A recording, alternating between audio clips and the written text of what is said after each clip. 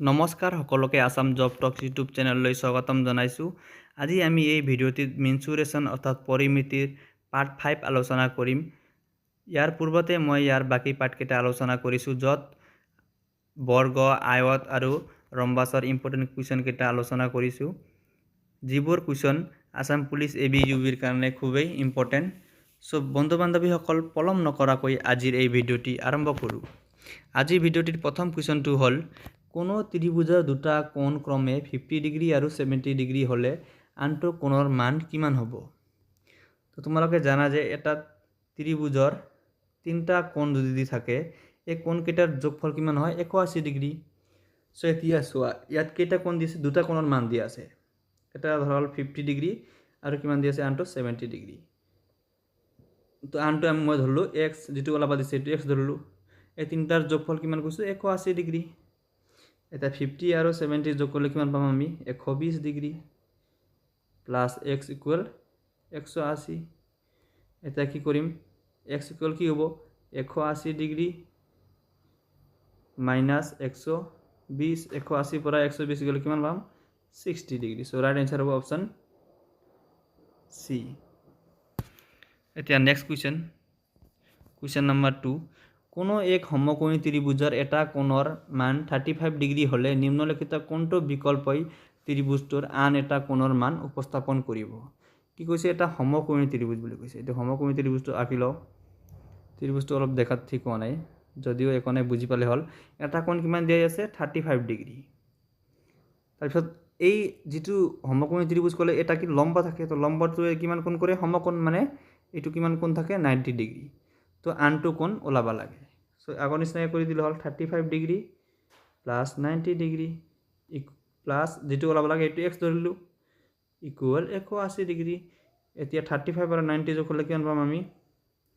125 degree plus x equal to 180 degree. এতিয়া x equal to 180 degree minus 125 degree কিমান হ'ব? বিয়োগ কৰি দিলে 5 আৰু 7 পৰা 2 গ'লে 6। তো ৰাইট এনচাৰ হ'ব 65 ডিগ্ৰী। সৰি 65 সৰি 7 পৰা 2 গ'লে কিমান হ'ব? এতে 5 হ'ব। সরি 7 পৰা 2 গ'লে 55 ডিগ্ৰী। সো ৰাইট এনচাৰ হ'ব option D. Next question number 3। ইয়াত কি দিছে? কোনো এখন ত্ৰিভুজৰ দুটা কোণৰ মাপ 75 আৰু 65 ডিগ্ৰী। ইয়াৰ তৃতীয় কোণৰ মাপৰ দুগুণ হৈছে।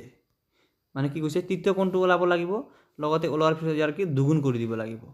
সো ইয়াত কি দি আছে? দুটা কোণৰ মাপ যোগ কৰি দিয়া 75 degree plus 65 degree plus x। এই তৃতীয় কোণটো আগতে ওলাই ল'ম আমি। এইখিনি হ'লে কি হ'ব? যোগ কৰিলে কিমান পাম আমি? 5 10 আৰু 6 12 13 একে 14 140 ডিগ্ৰী প্লাছ x ইকুৱেল কিমান হ'ব? 180 ডিগ্ৰী। এতিয়া x ইকুৱেল কি পাম আমি? 180 ডিগ্ৰী মাইনাছ 140 ডিগ্ৰী বিয়োগ কৰিলে কিমান পাম আমি? x ৰ মান কিমান পালোঁ? 40 ডিগ্ৰী। ইয়াৰ তৃতীয় কোণৰ মান কিমান পালোঁ? 40 ডিগ্ৰী। কিন্তু ইয়াৰ কিমান? 2 গুণ গৈছে। তো 40 2 গুণ মানে কি? 40 পূৰণ 2 তে কিমান পালোঁ? 80 ডিগ্ৰী। সো ৰাইট এনচাৰ হ'ব অপশ্যন ডি। এটা কুৱেশ্যন নম্বৰ 4। ইয়াত কি দিয়েছে? 10 সেন্টিমিটাৰ আধাৰ আৰু 5 সেন্টিমিটাৰ উচ্চতাৰ ত্ৰিভুজ এটাৰ কালি উলিওৱা। তো ত্ৰিভুজৰ কালি সূত্ৰ কি আমি জানো? হাফ ইনটু ভূমি পূৰণ উন্নতি বা উচ্চতা বুলিও ক'ব পাৰি। তো ইংলিছত লিখিলে আমি ইয়াক কি কেনেকৈ লিখোঁ? Half into B into H. তো হাফ অৰ্থাৎ হাফ লিখি দিলোঁ। তারপর কি দিছে? আদার দিয়ে আছে। আদার কিমান দিয়ে আছে? 10 সেন্টিমিটার ইন্টু 10 আর কি দিয়ে আছে? এইচ দিয়ে আছে। উচ্চতা কিমান দিয়ে আছে? 5 সেন্টিমিটার। তো 2 দিয়ে 10 কিবার কাটিয়ে পারিম? 5 বা আর 5 আর 5 পূরণ করলে কিমান পাম আমি? 25। সো রাইট অ্যান্সার হবে অপশন এ। এতিয়া নেক্সট কুৱেশ্যন নম্বৰ 5। কোনো এটা ত্ৰিভুজৰ ক্ষেত্ৰফল 18 বৰ্গ একক আৰু ইয়াৰ ভূমি 12 একক। ত্ৰিভুজৰ উচ্চতা হ'ব। এটা কি দিছে? কালি দিয়া আছে। তো কালি দিয়া আছে মানে কালি সূত্ৰটো লিখিলোঁ। Half into B into H কিমান দিয়া আছে? 18 দিয়া আছে। তাৰপিছত চোৱা, হাফৰ ঠাইত হাফ লিখি দিলোঁ। তাৰপিছত কি দি আছে? বি দি আছে, ভূমি দি আছে। ভূমি কিমান? 12 ইনটু ওলাব লাগে কি? এইচটো ওলাব লাগে ইকুৱেল 18। এতিয়া চোৱা, 2 দি 12 কেইবাৰ কাটিব পাৰিম আমি 6 বাৰ আৰু 6 দি 12 কেইবাৰ কাটিব পাৰিম আমি 3 বাৰ সো h ইকুয়াল কিমান হল 3 নেক্সট কুৱেশ্যন নম্বৰ 6 এখন বৰ্গ আকৃতিৰ ৰুমালক ইয়াৰ কোণৰ দিশত ভাঁজ কৰি পোৱা জ্যামিতিক আকৃতিটো হৈছে মানে কি এটা বৰ্গ আকাৰ বৰ্গ মানে কি চাৰিটা বাহু সমান থকা মানে এটো বৰ্গ আকাৰৰ ৰুমালক কি এই কোণৰ ফালে দেখি ভাঁজ কৰি দিছে তো ভাঁজ কৰিলে আমি কেনেকা পাম ভাঁজ কৰিলে কেনেকা পাম এনেকা ধৰণৰ পাম নহয় ইয়াৰ আকৃতিটো কি আকৃতি এটো কি চোৱা এটো কোণটো কি হ'ব 90 ডিগ্ৰী মানে কি হ'ব এটো সমকোণী ত্ৰিভুজ হ'ব নেক্সট কুৱেশ্যন নম্বৰ 7 এটা সমকোণী ত্ৰিভুজৰ কৰ্ণ এক মিনিট এটা সমকোণী ত্ৰিভুজৰ কৰ্ণ আৰু এটা বাহুৰ দৈৰ্ঘ্য ক্ৰমে 5 cm আৰু 3 cm হলে আনটো বাহুৰ দৈৰ্ঘ্য কিমান হ'ব ইয়াত কি দিছে সমকোণী ত্ৰিভুজ দি আছে এটো সমকোণী ত্ৰিভুজ মই আঁকি দিলো ইয়াৰ কি কৈছে ইয়াৰ কৰ্ণ আৰু এটা বাহুৰ দৈৰ্ঘ্য দি আছে কৰ্ণ কিমান দি আছে 5 দি আছে এটো কৰ্ণ যেটো থাকে আৰু ইয়াৰ কি দিছে এটা বাহুৰ দৈৰ্ঘ্য কিমান দি আছে 3 দি আছে তো আনটো আমি কি বাহুৰ দৈৰ্ঘ্যটো ওলাব লাগে সো আমি পাইথাগোৰাছৰ সূত্ৰ মতে কি পাইছো কৰ্ণ স্কয়াৰ কি আছিল সূত্ৰ কৰ্ণ স্কয়াৰ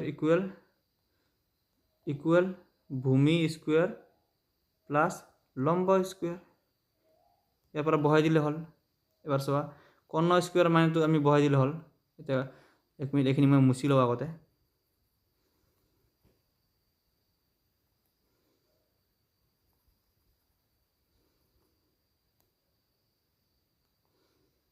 এবাৰ চোৱা কৰ্ণ স্কয়াৰ মানে কিমান দি আছে কৰ্ণৰ মানে কিমান দি আছে 5 cm 5 এক মিনিট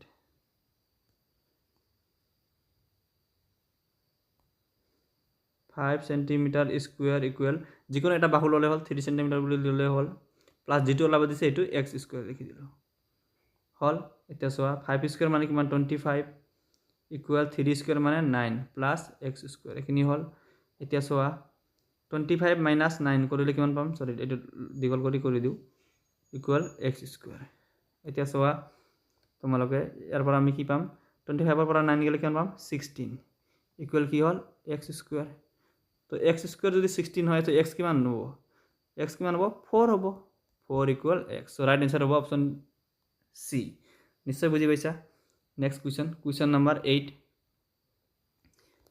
কোনো এটা ত্ৰিভুজৰ তিনটা বাহুৰ যোগ হৈছে 2.3 cm 20 mm আৰু 23 mm ত্ৰিভুজটো হৈছে এটা মানে অপশন কেটা দিছে সৰি ইয়াত কুৱেশ্যনটো অলপ টাইপ করতে ভুল হৈছে মানে ইয়াত কি দিছে ত্রিভুজের বাহু কেটে দিয়া আছে এটা বাহু কিমান দিয়া আছে 2.3 আনটো কিমান দিয়া আছে 20 cm সেন্টিমিটার আর কিমান দিছে 20 মিলিমিটার আর আনটো কিমান দিয়া আছে 23 মিলিমিটার হল এবার সো এক কি করিবার তোমালোকে এটো 2.3 সেন্টিমিটার মানে কিমান বা 23 আমি সেন্টিমিটাৰত লৈ গলে কি হ'ব এক 23 কি দি হৰণ কৰিব লাগিব 10 দি হৰণ কৰিব লাগিব তো 23 মিলিমিটাৰ মানে কিমান 2.3 সেন্টিমিটাৰ সো 2.3 সেন্টিমিটাৰ 2.3 সেন্টিমিটাৰ কেটা পালো দুটা বাহু আৰু এটা কি পালো 20 মিলিমিটাৰ পালো 2.3 সেন্টিমিটাৰ বাহু কেটা পালো দুটা পালো মানে দুটা বাহু কি সমান যদি দুটা বাহু সমান হয় হেতু ত্ৰিভুজটোৰ নাম কি সমদ্বিবাহু নেক্সট কুৱেশ্যন নম্বৰ 9 12 সেন্টিমিটাৰ বাহুৰ দৈৰ্ঘ্যৰে সমবাহু ত্ৰিভুজ এটাৰ কালি কি হ'ব সমবাহু ত্ৰিভুজৰ কালি সূত্ৰটো কি আছিল এক মিনিট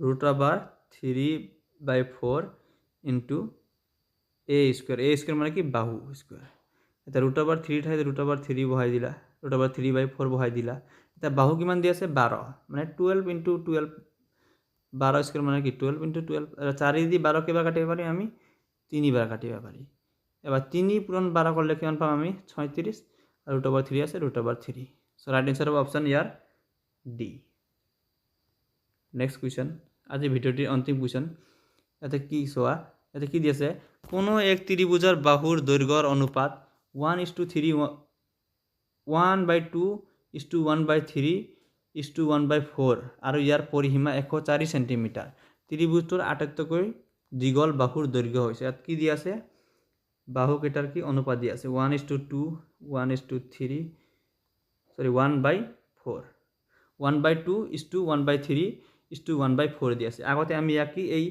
ভগ্নাংশ হিচাপে ইয়াক কি গুছাই দিব লাগিব আমি কি কৰিম গুছাই দিবৰ কাৰণে 2 3 আৰু 4 আমি কি ওলাম এলসিএম লম 3 4 কি এলসিএম লম এলসিএম কিমান হ'ব 12 হ'ব সো 12 তলত আমি কি 12 দি 2 কে বা হৰণ কৰিব পাৰিম আমি 6 বাৰ তো 6 তো একৰ লগত পূৰণ কৰিলে কিমান পাম 6 পাম এবাৰ 3 লগত 12 দি 3 কে বা কাটিব পাৰিম আমি 4 বাৰ আৰু 4 দি 12 কে বা কাটিব পাৰিম আমি 3 বাৰ নিশ্চয় বুজি পাইছা এতিয়া চোৱা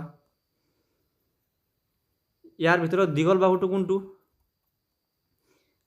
কোনটো হল ইয়াৰে এইটো হল কি দীঘল বাহু আৰু ইয়াতে কি পৰিসীমা কিমান দি আছে 104 পৰিসীমা কি হ'ব পৰিসীমা মানে কি ত্ৰিভুজৰ তিনিটা বাহুৰ যোগফল কি পৰিসীমা ইয়াত তিনিটা বাহুৰ যোগফল কিমান হ'ব 6 + 4 10 + 3 13 তো 13 মানে পৰিসীমাৰ মান কিমান দি আছে অনুপাতত 13 মানে 104 এটা ওলাব লাগে কি আমাৰ ত্ৰিভুজৰ দীঘল বাহু মানে কিমান 6 আছে দীঘল বাহু 6 টো ভ্যালুটো আমি ওলাব লাগে তো এটো করলে কিমান হ'ব 104/13